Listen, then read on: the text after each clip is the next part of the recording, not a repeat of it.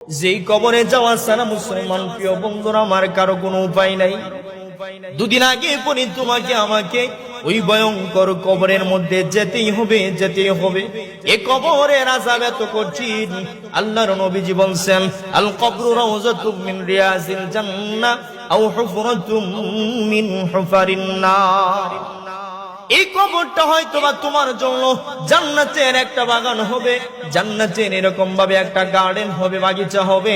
নয়তোবা তোমার জিন্দেগীর আমলনামা যদি খারাপ হয়, তোমার জিন্দেগীর আমলনামাগুলো যদি খারাপ হইতে থাকে রে প্রিয় বন্ধুরা আমার, তাহলে এই কবরটাই হবে তোমার জাহান্নামের গর্ত সমূহের মধ্য থেকে একটি গর্ত।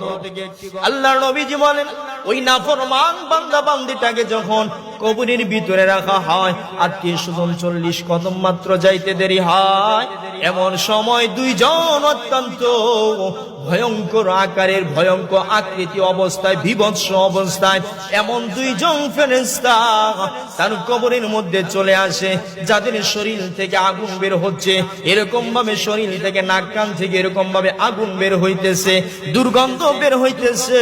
ওরে মুসলমান বন্ধুরা আমার নবী জীবনে নেই